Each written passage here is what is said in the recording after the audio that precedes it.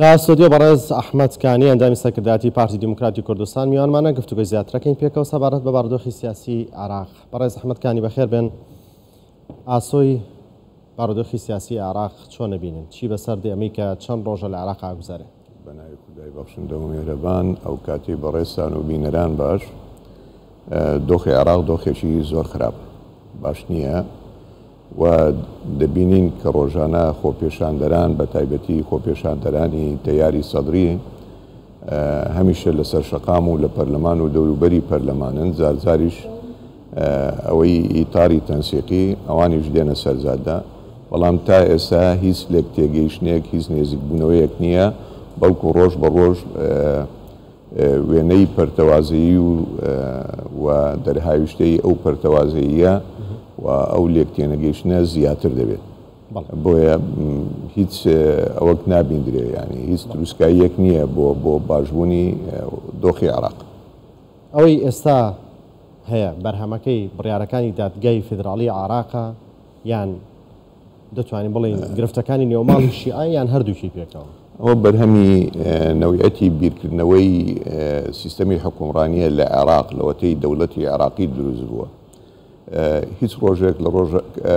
لە ڕۆژەکان بە درێژایی مێژووی دروستبوونی دەوڵەتی عێراق کە 100 ساڵی تێپەڕاندووە بێکێشە نەبووە. کێشە هەبووە لە نێوان پێکهاتەکانی نەتەوەیی مەزهبی، هەمووشی دەگەڕێتەوە بۆ چۆنیەتی بیرکردنەوەی عەقلیەتی شۆڤینی عەرەبی و مەزهبیش. بەڵام لە دوای 2003 دەکرا ئەو عەقلیەتە بگۆڕدرێت، بەڵام بەداخەوە تا ئێستا ئەو عەقلیەتە نەک نەگۆڕدراوە، بەڵکو پاشەکشەشی کردووە. لە دوای 2003 و 2004 و دەنگدان بە دەستور لەلایەن 180 زیاتری گەلانی عێراق بە دەستور، پەیڕەوی ئەو دەستورە ینی پەیڕەوی نەکرا، لێی لادرا. زاریشتر خەڵکانێک بە تایبەتی ئەوانەی لە لووتکەی هەڕەمی حکومڕانی بوون لە دەستور لایەن داویستیان بەرەو تاکە کەسی و حکومێکی دیکتاتۆری بگەڕێنەوە. ئەو زەمینەیەش لەبار نەبوو وەکو ئەوەی کە بۆ دیکتاتۆرەکانی پێشووتر لەبار بووە کە ئەوانیش هیچ کاتێک بێت کێشە نەبووینە، هەمیشە عێراقیان بەرەو کاوڵکاری و بەرەو مەینەتی وردیە. ئەو دەرهاویشتەی ئەمڕۆ دەرەنجامی لادانە لە دەستور، دەرەنجامی تاکڕەویە، دەرەنجامی گەندەڵیەکی یەکجار گەورەیە بەپێی ئەو ئیمکانیەتی کە لە عێراقدا هەبووە بەداخەوە بۆ گەلانی عێراق بەکار نەهاتووە، بەڵکو پێچەوانەکەی بووە. و ئێستاش دەبینین ینی لایەنێکیان دروشمی چاکسازی و لە ناوبردننی گەندەڵکاران و گەندەڵیە و دوورکەوتنەوەی لە ئەجیندای دەرەکی کە خۆیان ئێستاش بینیت یەک لە خاڵەکانەوەیە دەڵێ قبوڵمان نییە لە دەرەوەی سنوور حکومڕانیمان بکەن. و ئەو دروشمەش بەڕاستی لە ناو گەلانی عێراق ڕنگدانەوەیەکی ئەرێنی هەیە، ینی خەڵکێک دوای 18 ساڵ یا دوای 19 ساڵ لە حکومڕانی دوای ئازادکردنی عێراق هەستیان بەوە کردووە کە عێراق لەلایەن خودی عێراقیەکانەوە بەڕێوە ناچێت، بەڵکو ئەزیندای درەچی هەیە. ئەو ئەزیندای درەچیش بەڕاستی دەتوان بڵێم نسبیە، دەوڵەتێک تا دەوڵەتێک جیاوازی هەیە، بە تایبەتی گۆڕەپانی شیعی دیارە کە چێ باڵا دەستە لە بەڕێوەبردننی عێراق و تەغزیەکردنی ئەو لایەنە سیاسیانە. زۆر کاتەڵێن مەرجعیەتی باڵا بۆ قسەیەک ناکا لەم پرسەیە، بۆ هەوڵنادا یەکلای کاتەوە دانێ خۆیان لێی بە دوور بگرێنیان مەرجعیەت دەوێ هەمیشە مەرجعی هەموو لایەک بێ، لەوانەیە بە بەرژەوەندی نەزانێت کە زۆر بەقوڵی بێتە ناو بابەتە سیاسیەکە، بەڵام داتا هەیە کە ئاراستەی مەرجعیەت چۆنە. ینی مەرجعیەت وەکو ئێمە دەبیستین ئەوانیش دژی گەندەڵین، لەگەڵ چاکسازین، لەگەڵ پێشکەشکردنی کاری خزمەت گوزارین، لەگەڵ ئەوەن کە گەلانی عێراق خۆیان حکمی خۆیان بکەن.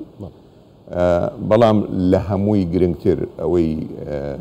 کە عێراق لەو کێشانە ڕزگار دەکات ئەوەیە کە جارێشتر بگەڕێنەوە سەر لۆژیکی عەقڵ، سەر مەنتیقی عەقڵ، یەکتر سڕینەوە نەبێت، یەکتر دوورخستنەوە نەبێت، پێکهاتەکان چ نەتەوەیی چ مەزهەبی لە یەکتر بگەن دەتوانێت تا ئەساش بە عەقڵێتی یەکتر پاراوێز خستن کارەکەن بۆ بە عەقڵێتێکی زۆر خراپ دەیانەوێت حکومڕانی عێراق بکەن یعنی تو سیرکە ئێستا کێشەکە لە نێوان شیعەکان خۆیانە لە ناو ماڵی شیعەیە باشە خوا نەخواستا ئەو کێشەیە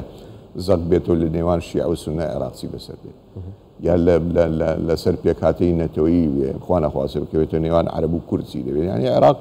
خۆی وێرانە وێرانتر دەبێت بۆیە باشتر وایە ینی من لێرەوە وەکو هاوڵاتیەک نەک وەکو کارمەندێک کە لە سیاسەتیش دەکەم ینی داوا لە ئەو خەڵکانە دەکەم کە باڵادەستن لە عێراق با سوود لە ڕابردوو وەرگرن ئەو عەقلیەتەی کە عێراقی پێ حکوم کراوە عەقلیەتێکی خراپە عێراقی بەرەو وێرانکاری و مەینەتی بردووە سەیری دەوروبەر بکەن لە دەوڵەتان لەوانەیە زۆر کەمتر لە ئیمکانیەتی ژێرخانی ئابووری عێراقیان هەبوو بێ بەڵام ئێستا گەلەکانیان لە ڕەفاهیەت دەژین تەنها ئەو شوێنانە نەبێت کە سیستەمی ئەسکەرتاریەت و شۆڤینیان هەیە بۆیە عێراق پێویستە ئێستاکێتر لە داخوازیەکانی با بڵین سەدر و لایەنگرانی ڕاوتی سەدریش هەڵبژاردنێکی دیکە هەڵوەشاندنەوەی پەرلەمان و هەڵبژاردنێکی دیکەیە ئەمە ئێستا هەیە خۆی ئەنجامی و هەڵبژاردنەی پێشوەختەیە بوو کە مانگی دەی ساڵی ڕابردوو کرا هەڵبژاردنی پێشوەختە چارەسەریان بارودۆخاکە من باوەڕ ناکەم ینی ئەوەکە دیسان دەگەڕێمەوە کێشەکە لە نەوەیەتی بیرکردنەوەیە ڕاستە لەوانەیە لە ڕووی خزمەتگوزاری و لە ڕووی لە ناوبرنی گەندەڵی بچێتە قۆناغێشتر بەس دیسان دەبێتە قۆناغێکی کاتی ئینتیقالی ینی ئەگەر عەقلیەتی حکومڕانی لە عێراق نەگۆڕێت ینی من نامێ بچمە ناو قوڵایی بابەتەکان چونکە ئێمە وەکو کورد وەکو کوردستان پێمان باشە لە عێراق کێشە نەبێت بەڵام خوا نەخواسە ئەگەر ئەوان کێشەکان چارەسەر نەکەن گرنگترینشن بۆ کوردەوەی کە چۆن خۆی لەو لە ئاگری ئەو کێشانە دەپارێزێت خۆی بپارێز طبیعی چۆن خۆی پارێز یەکەم دەبەرژەوەندی ئێمەدا نییە ینی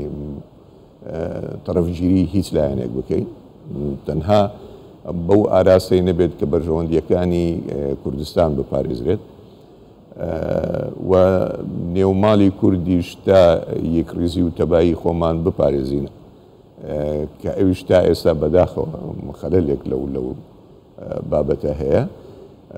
چونکە بەڕاستی فەرزکردنی بەرژەوەندی تاکە کەسی لایەنی سیاسی نامانگەێنێتە ئامانج بۆیە گرنگە ئێمە ئەگەر نەمانتوانی یا طبێ مبادرە هەیە خۆت دەبینی ینی سەرۆکی هەرێمی کوردستان بەڕێز نێچیروان بارزانی مبادرەیەکی مبادرەی باش بوو بەڵێ دەرەنجامی ئەو مبادرەی ئەوە دەمێنێتەوە سەر لایەنە شیعیەکان لایەنە عێراقیەکان چەند بەرەو پیری ئەو بانگاوازە ینی خۆ ئەگەر ئەوان بەهادمان ڕویان لە هەولێر کردبا و لە هەولێر دانیشتمان یا لە هەر شوێنێک دانیشت مەبەستی بانگەوازەکە شوێنەکە نییە مەبەستی بانگەوازەکە پێکهاتنە چۆن لە یەکتر نزیک بوونەوەی ئەو لایەنە ناکۆکانەیە چونکە ئێمە دەزانین ینی ئەو کێشەیە لە عێراقەگە بەردەوام بێت ئەوەی دەبێت دەرهاویشتەی بۆ هەموو عێراق دەبێت دەگەڕێمەوە دیسان ئاماژە بەوە دەکەم کە بەلای ئێمەوە هەرێمی کوردستان و کوردستان گرنگە کە بتوانین لەو ئەوە خۆمان پارێزی بەڵێ باسی نێوماڵی کوردێک کرد ئەگەر سەرێکی ئاسەراستی کوردستان بکەین بێگومان پارتی دیموکرات و یەکێتی نیشتیمانی کوردستان دوو دەسەڵاتی گەورن لە هەرێمی کوردستانە و لە ماوەی ڕابردوودا کۆبنەوە لە نێوان سەرۆک بارزانی و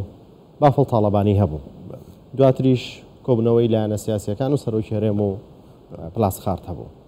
ئێستا پەیوەندی یەکێتی و پارتی هەر بەڕوونی لە ئاستێکی باشدا لێگەیشتنیان هەیە وەکو دانیشتن و یەکتر بینین و ئاگا لە یەک بوون باشە بەڵام وەکو ئەوەی کە لەسەر بنەمایەک پێک بین کە ئەوە جارێ ماوێتی ینی پێویستە کاتەکان کورد بکرێنەوە چونکە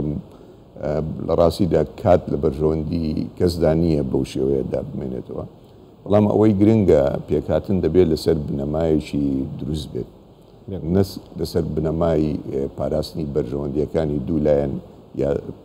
سێ-چار لایەن بێت دەبێت لەسەر بنەمای پاراستنی بەرژەوەندیەکانی خەڵکی کوردستان بێت لەسەر بنەمای پاراستنی قوارەی هەرێمی کوردستان بێت لەسەر پاراستنی کوردستان بێت ئەگەر ناوەکو ئەوەی تر من دێم بەرژەوەندی تو دەپارێزم و داواش لێ دەکەم تو بەرژەوەندی من پارێزی تەسەوڕ دەکەم ئەوەش قۆناغێکی کاتی دەبێت لەبەرەوەی خەڵکی کوردستان مەبەستێتی کە ئێمە هەمومان چ باوانەی لە سیاست کار دەکەن و لە کاری سیاسی لە ناو حزبەکان دەکەن چاوانەی دەرەوەی کە کاری سیاسی ناکەن گرنگە بەنسبەت هەمومانەوە بەرژەوەندیەکانی هەموو لایەک و قوارەی هەرێمی کوردستان بپارێزن. بەڵێ بارودۆخی سیاسی عێراق ینی زۆربەی چاودێران دەڵێن ئەمڕۆ ڕەنگە زۆر ئاڵۆز بێت بۆ پێی کە هەردوو لە خۆپشاندان دەکەن بەڵام چارچی هەمانیی داوا دەکات کە لێک نزیک نەبنەوە بۆی پێکدادان لە نێوانیانە دروست نەبێ ئەگەر عێراق کێتە بارودۆخێکەوە بچووکترین پێکدادان لە ناوی دروست بێت ئەو وڵاتە بەرگی ئەوە ئاگرێ نەک بەرگە ناگرێت ئێستا دەبینە عێراق وەزعی چۆنە یعنی حقت ژیانی عێراقیەکان بە تایبەتی لە دەرەوەی هەرێمی کوردستان نەخوا نەخواسێ ئێمە بمانەوێ تەعنی لایەنێک بکەین ئێمە بەستمان بێت بەڵام ئەوەی ڕاستیت و بڕۆ لەگە هەر هاوڵاتیەکی عێراقی قسە بکات لە هەموو ڕۆیەکەوە هەتا ئەگەر لە مالی خۆشی بێت ینی دەریش نەچێت زۆر ناڕەحەتە زۆر بێزارە مەترسی گەورەی هەیە لەسەر ئایندەی خۆی و خێزانەکەی و ینی لە هەموو شوێنەکانی عێراق عێراق ئێستا عێراقێکی وێرانە ینی ئەو هەموو ئیمکانیەتە گەورەی لە بەردەستی عێراقدا هەبووە کەچی دەبینین هێڵی هەژاری لە عێراقدا بەرزە ینی هەتا ئەو خەڵکی کە دەبینن لە ناو خۆ پێشاندەران ئەگەر لە لایەنی جستەیی و دەرونیەوە سەیری سەر و سیمایان بکەیت ینی خەڵکێکی ماندوون خەڵکێکی بێتاقەتن خەڵکێکن بێزارن لە نەوعەتی سیستەمی حکومڕانی بۆیە کەمترین